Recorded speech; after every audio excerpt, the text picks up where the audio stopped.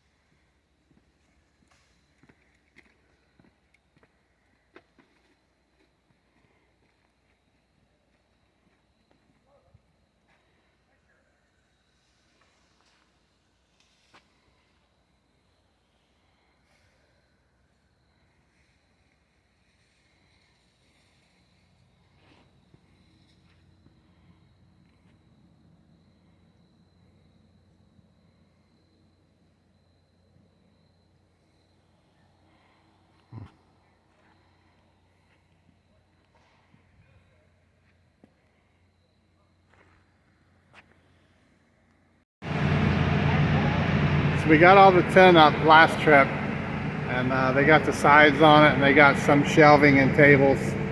So we started putting together the store. The generators and propane are going out of here like hotcakes. Anything that provides heat. So we're still kind of laying things out. Hygiene, blankets, soaps. We have enough toothbrushes for the U.S. Army. Again, more hygiene, baby stuff, sleeping bags, dehumidifiers, grills, and more. Jif, more food, clothes, toys, more food,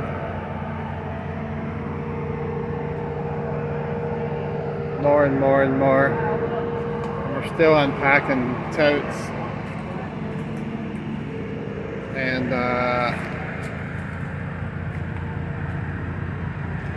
we still have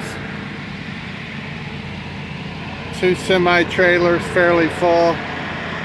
This is why when you hear folks talk about they don't need any more clothing, this is only part of the water that we currently have.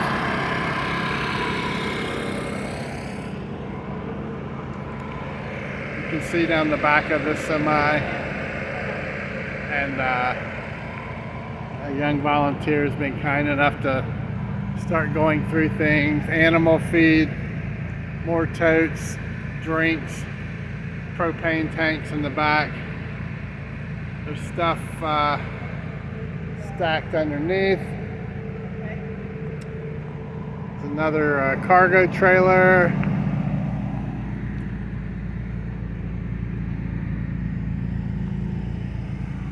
They're coming in over here. So that's the pod that was there before for the sheriff. They're bringing the medical one in at some point that's not here. They're pouring in addition to the pad on this side.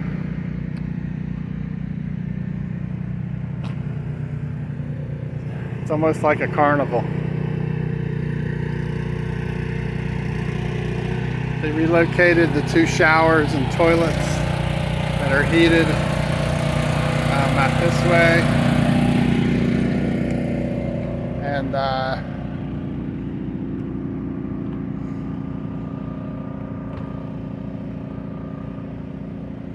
cement truck was in today to pour another pad over there for another pod or fort. So they came in Monday and smoothed out the back of the lot.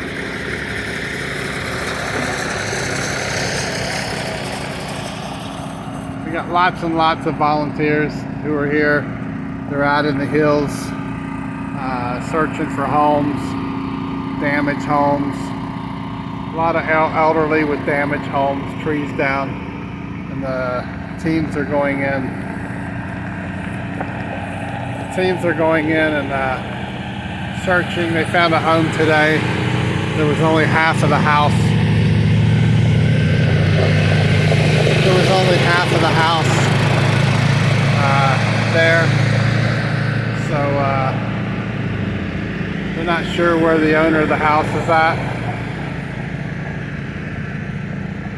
A lot of elderly, 80-plus-year-old people that are living up in the hills.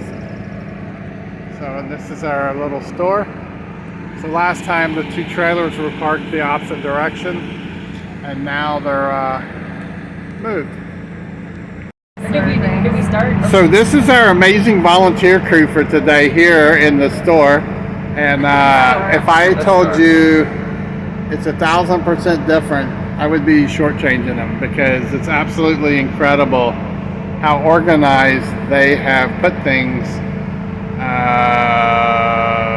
with a female brain that they told me, and Jack, and they've been here, what, 10 hours at least?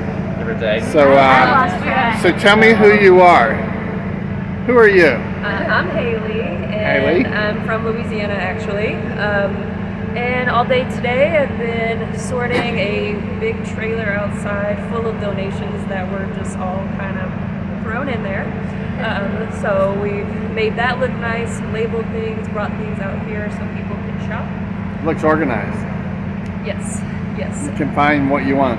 Yes, you can find what you want. And also I went for a nice little ride and took some donations up with one of the other folks volunteering to people that can't get out that needed stuff. Right. Water, food, fuel, things like that. It's amazing. And you? I did a lot of the same work. We all pretty much did the Who are same you? stuff today, but my name is Marilyn. I live about normally 30 minutes away, but the bridge is out, so I live an hour away. And Elizabeth in Tennessee, been here for about 20 years, and just here to help clean up. Did you get lost getting here? No. You're No, like I emailed Tracy. You're like the second beforehand to person that didn't get lost. Written directions, but it's been really heartwarming. This disaster it hit home a lot closer than it ever did seeing it, like Katrina, because I didn't live there and it wasn't in my backyard, but this was. And so it meant a lot to come out. It helped me feel better, to help these people who really need it. And it's been a great day. It's been really fulfilling. Yeah. To see them coming through and getting things, and hear their stories Absolutely. that have nothing.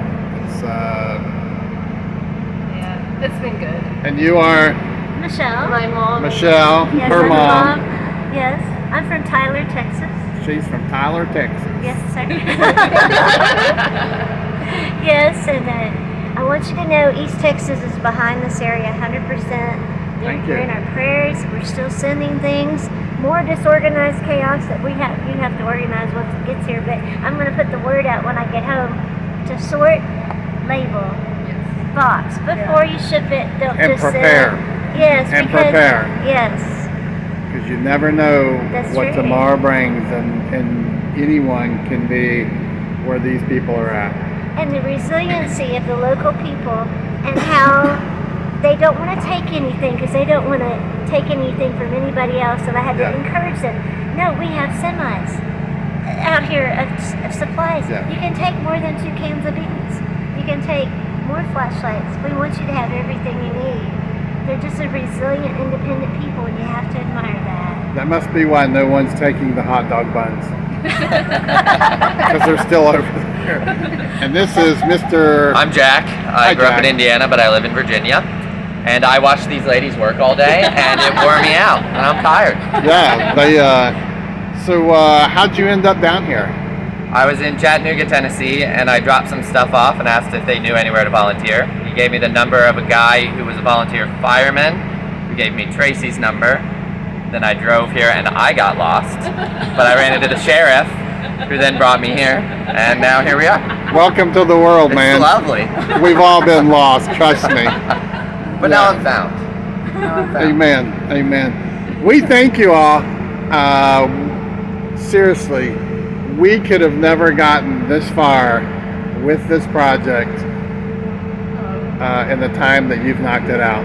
I mean, It feels good to make a big actual dent in it. It does. Yeah. you made a huge dent. Now for folks to walk through and there's not like soap on 3 different boxes and Pampers all over the place, and it looks amazing. So thank you all much, You're so welcome. and I hope you'll come back. Butch was a great Welcome leader. back. The pay is good, right? It's They is great. yeah. They is great. And make sure you put this on your future resume. Yes. All right, thank y'all. No problem. This is absolutely a must for you to have in your home if you live anywhere near where you could lose power or have any kind of natural disasters. I have one. I've owned it for about 5 to 7 years. It's a tankless water heater that you can set up to still have hot showers if you lose power and you don't have a hot water heater and so forth. This one's made by Camplux, and these things run about $200. We just had someone bring in 10 of them. But basically you can run a hose to it from a faucet or water out of a jug, and hook it to propane, and you have hot water. But they are super. You can use them for showers, you can use them for cleaning, washing dishes, and everything that you want. So just a thought. Hopefully you folks that aren't prepared are catching on how important preparedness is.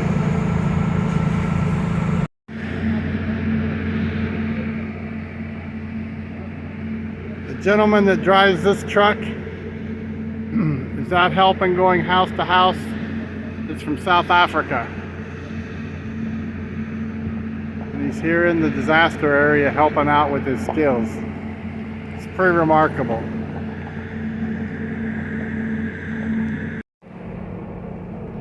All right, everyone, I want to introduce you to one of our hardest workers here out on the site. Mr. Happy, we call him Trevor. Mr. Can Do. I don't think he has turned down any missions to this point. He holds the record for most contacts in one day. This is Trevor. Trevor, thank you, sir. Thank you for giving us a few minutes. And thanks, Butch. Trevor comes from a long distant land in South Africa. Correct. Born in Rhodesia, raised in South Africa. Yeah. Correct. And he's working with one arm, and he's going places that no one else has been able to get to in our area. So what are you finding? Well, a lot of resilience, a lot of grit, a lot of determination. And to be honest, I think people that are still, to a large extent, I'm coming across a lot of folk that are still in shock and need to talk their way out of the shock. Yeah. The tasks themselves are not that onerous as the early heavy sawing was taken care of. You know, we've had to do some chainsaw work, some digging work, some fixing work, lots of delivery work, but you know, really importantly, I think, is giving people the opportunity to talk their way through the shock so that we can get into the healing therapy as well. Yeah, a lot of, we talked about this in the last Helene update, but half of this effort is not so much giving them heaters and food, it's psychological. And they just want to talk. Just grab a chair or stand here and just let me talk to you. And that really helps them. That's true. One of the reasons why I've been working at such a pace is because I think what people also want is they want to hear promises and they want to see them kept. So what I'm doing is I'm going out and I'm charging as hard as I can, and I make strong commitments and I over deliver against those commitments in terms of when I get stuff back to people. Trust. You know, so I'm engaging with them, I'm being enthusiastic, I'm trying to make joy and fun and bring humor to many things that we are doing, but I'm making commitments and then I deliver against those commitments so that people can feel, hey, I can trust. There are people that are here and that will come for me. Genuine. Yes. Outsiders. So. Well, no, I'm an insider, man. I'm living right here. Yeah. So, what's your assessment so far on the level of a lot of the trees and stuff they've been cleared, but the overall destruction of the flood. So the water came through. The way that this flood has visually laid itself bare to all of us to observe is absolutely catastrophic, would be the way that I would describe it. When I first saw the extent of the carnage across the river basin, I was absolutely horrified. And it really hit me hard. I mean, I did a lot of research before I got here. I looked at a lot of material, so I knew what I was in for. But the physical brutality that confronts you when you see it is a big one. Absolutely. It's almost psychologically, as an outsider coming here, it was very hard to grasp that this much damage could happen until you see it. Because it wasn't just water, it was all the debris in the water, the massive trees that were uprooted that are still laying out there, but you know, the homes that are upside down and the homes that are cut in half, and hearing stories of the folks that lived up in the hollers, you know, just it was like it just kept rising and rising and rising, and then it just was like a rocket, you know. I'm sure you're seeing a lot of it when you're up there. Oh, well, absolutely. So, you know, when I went right up to the very top of where I think the problem started on an earth dam up at Dark Ridge, Yeah. and I saw the extent of just how big that breach was, and when that dam wall broke, then it's understandable if you're thinking that you're probably about by way of the road, so not by way of the river, but by way of the road, you're 4.5 miles away from the first bridge that got taken out, and the elevation change is probably about 2,000 feet. Then that water was coming at massive speed. Yeah.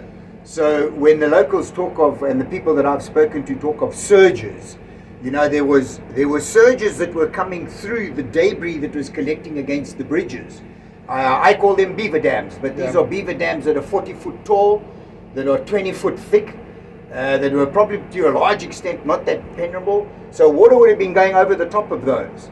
When they got hit with that first surge, it would have absolutely smashed that first bridge down. And by that stage, there was already surges to the second bridge that got taken. When it hit there, it completely demolished the bridge. Edge to edge, there's nothing there. And for the force of the water to take, you know, 40-foot concrete pylons that are dual pylons embedded in bedrock, rip it out of the bedrock and cast it 1,000 yards down the river, that's a lot of force. It's megatons of force that hit it. The other thing that has shocked me is I've seen absolutely massive trees, man.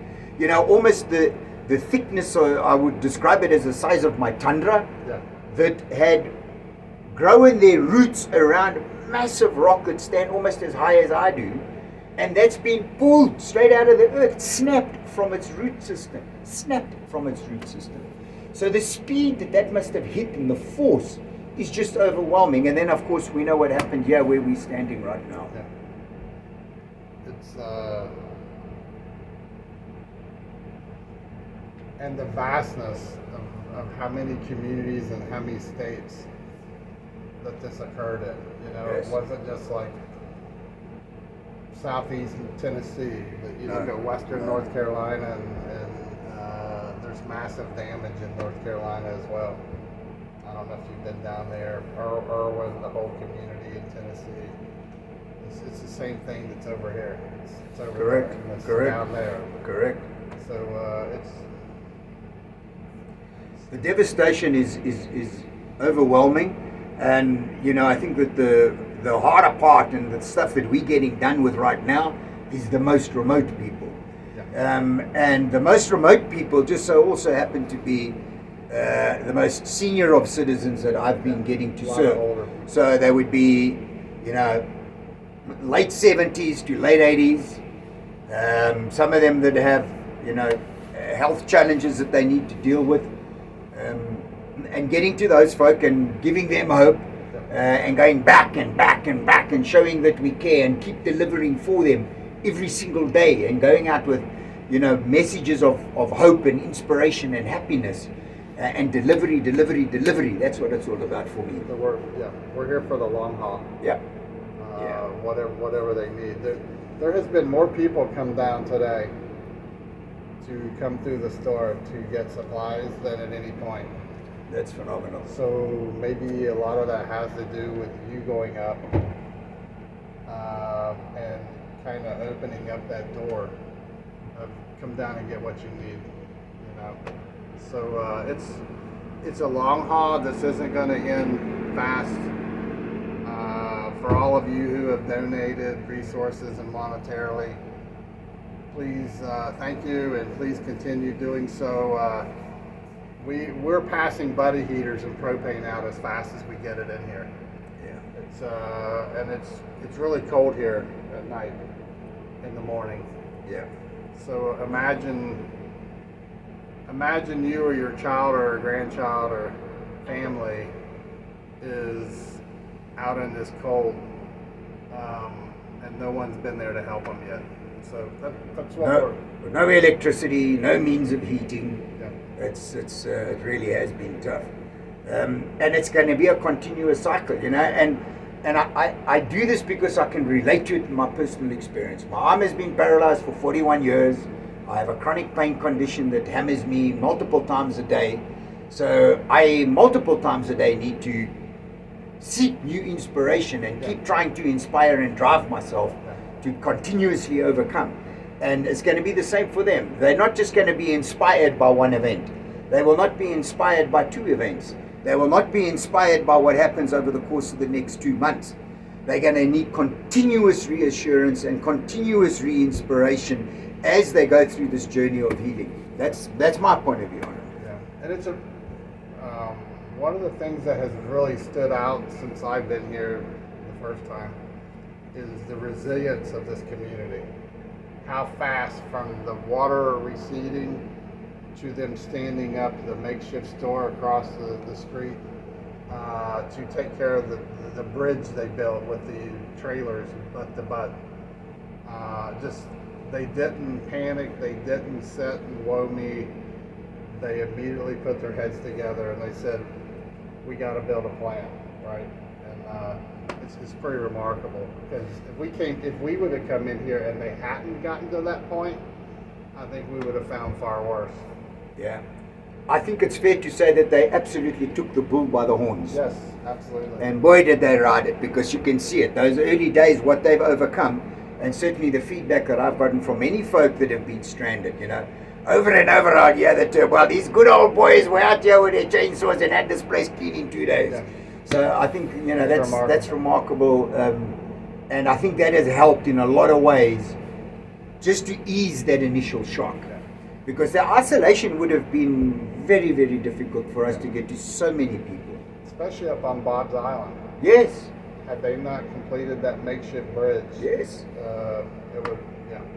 I think that was a game changer for the folks up there. Absolutely, absolutely. Trevor, Rich, thank you. It's a Thanks pleasure for your time. working with this guy. You can find him at... So I have a YouTube channel called Bandit in the Bush, for One Arm Bandit in the Bush. Yeah, so go check him out. You can check me out there. He's an awesome guy. We love him down here for his constant energy of go, go, go, go, go. Where am I going next? Where am I going next? Who am I helping? Who am I taking supplies to? So we appreciate Trevor. Until next time, Bravo Echo out. Thank you. All right, so you made it through if you've reached this point, and hopefully you who have been following, hopefully you can see the improvements that have been made around, and things continue to change. The cement trucks have been in twice this week pouring new pads for the water platform that I talked about in the last video was approved. They poured the pads, put the water tank on, and so we're going to have clean filtered water for the community to work their way down and take clean water home. So that's a massive need and massive improvement. Got to have clean water, and nothing is easy.